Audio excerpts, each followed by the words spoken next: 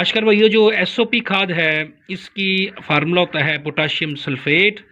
इसके अंदर पोटाशियम होता है और दूसरा सल्फेट आयन होता है। जबकि जो एमओपी है उसको हम मोरेट ऑफ पोटाश या पोटाशियम क्लोराइड कहते हैं। उसके अंदर एक पोटाशियम होता है और दूसरा आयन इसमें क्लोराइड होता है। जो एसओपी है इसमें जो पोटाश की जो मिकदार है 50% है, जबकि एमएपी के अंदर पोटाश की मिकदार 60% है। जो एसओपी खाद होती है इसका रंग सफ़ेद होता है, ये दानेदार भी हो सकती है, ये पाउडर की फॉर्म में भी हो सकती है। जबकि जो एमओपी खाद है उसका रंग डार्क होता है, इसमें कुछ सोडियम क्लोराइड और कुछ आयरन की इम्प्योरिटीज़ भी होती हैं। आयरन की जो इम्प्योरिटीज़ हैं उसकी वजह से इसका रंग डार्क होता है। जितनी आयरन की इम्प्योरिटीज़ कम होगी उसका रंग कम गहरा होगा और वो light colour, light pink colour में होगा। जो एमओपी खाद है, जो पोटाशियम क्लोराइड है, इसको जिस शक्ल में इसकी कानकुनी की जाती है इसी शक्ल में इसको इस्तेमाल कर लिया जाता है। जबकि एसओपी को एमओपी से ही तैयार किया जाता है।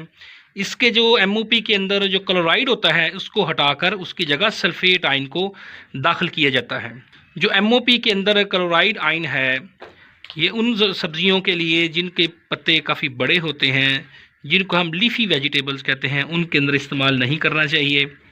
मसलन गोभी, पालक, मेथी, टमाटर, सरसों, तंबाकू, सलाद, इन चीज़ों के अंदर, इन सब्जियों के अंदर एमओपी खाद का इस्तेमाल नहीं करना चाहिए, क्योंकि ये क्लोराइड सेंसिटिव क्रॉप्स होती हैं। इनके पत्ते जो हैं उनकी नोकें जल सकती हैं और आहिस्ता आहिस्ता पूरे का पूरा पत्ता भी सारा सूख जाता है।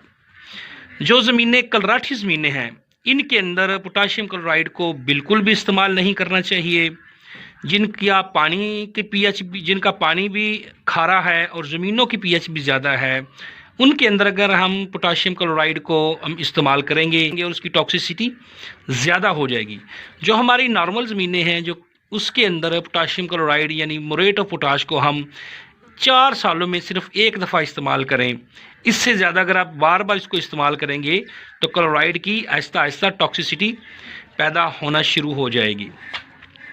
इसके मुकाबले में जो एसओपी खाद है इसमें जो सल्फेट आयन है वो बिल्कुल हमारी हर तरह की ज़मीनों के लिए वो फिट है। जिसकी पीएच ज़्यादा हो वहाँ भी ये इस्तेमाल हो सकता है, कम पीएच वाली ज़मीनों में भी ये इस्तेमाल हो सकती है। इसके अंदर सल्फेट आयन का कोई इशू नहीं है, उसमें हमें सल्फ़र की इजाफी मिकदार भी मिल जाती है। आपको पता है कि सल्फ़र को हम ज़मीन की पीएच कम करने के लिए भी इस्तेमाल करते हैं। सल्फ़र को हम फंगस के ख़िलाफ़, उनकी बीमारियों के ख़िलाफ़ भी इस्तेमाल करते हैं।